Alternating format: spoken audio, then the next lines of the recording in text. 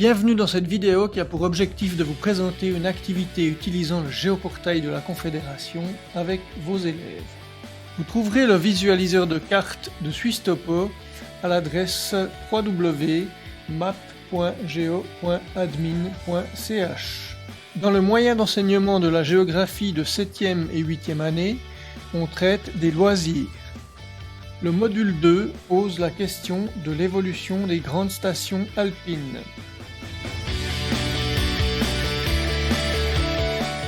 Ici, je vous propose de vous intéresser à la transformation du paysage de Zermatt ces 50 dernières années en regardant les installations de remontée mécanique.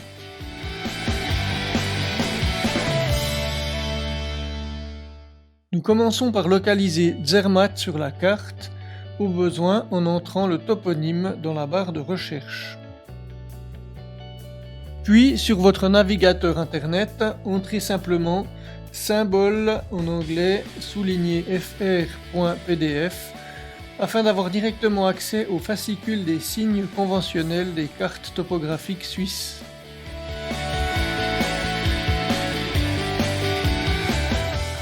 Ceci vous permettra de repérer les éléments représentant les remontées mécaniques dans la catégorie chemin de fer. Dans le menu de gauche, sous Géocatalogue, déroulez Cartes affichées, puis cochez Voyage dans le temps. Choisissez 1964 comme année de référence.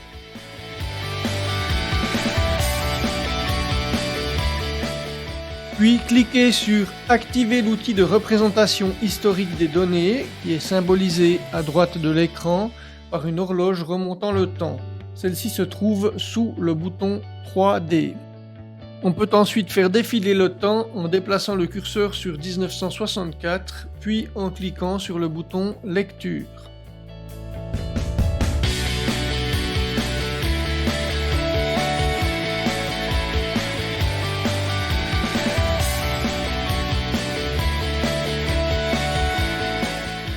Il s'agit à présent d'observer le développement des installations de remontée mécanique, à la fois en nombre, mais aussi en type d'installation.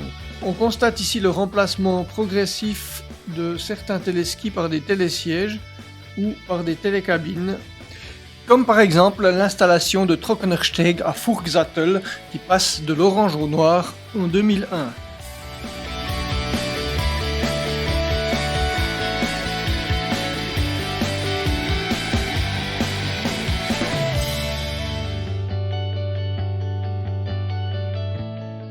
En cliquant sur Désactiver l'outil de représentation historique des données, on peut aussi choisir dans le menu Outils avancés de cliquer sur Comparer. Une ligne verticale apparaît alors sur l'écran. Elle permet, en la déplaçant, de balayer la carte entre 1964 et aujourd'hui.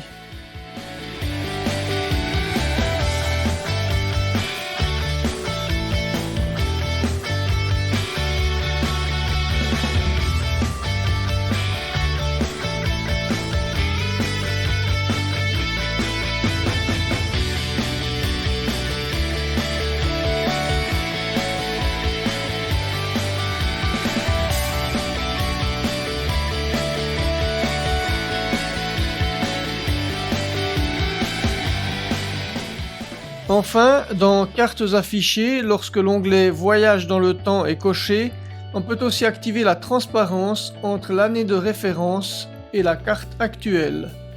Il s'agit de la roulette de réglage à droite de l'année de référence.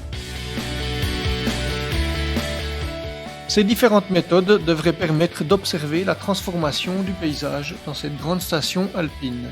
Enfin, il est intéressant de savoir que toutes les modifications effectuées sur le géoportail peuvent être retrouvées à tout moment en copiant le lien de partage auquel on accède précisément par le menu Partager tout en haut à gauche de la fenêtre. Toutes les couches ajoutées se retrouvent à l'endroit travaillé et à l'échelle utilisée, ce qui permet en quelque sorte une sauvegarde des travaux effectués. Cette activité est décrite sur une fiche que vous trouverez à la suite de cette vidéo dans les compléments numériques des moyens d'enseignement romans ou encore sur le site de School Maps. J'espère que vous aurez envie de mettre en œuvre cette activité et qu'elle vous donnera peut-être d'autres idées d'utilisation du géoportail de Suisse Topo.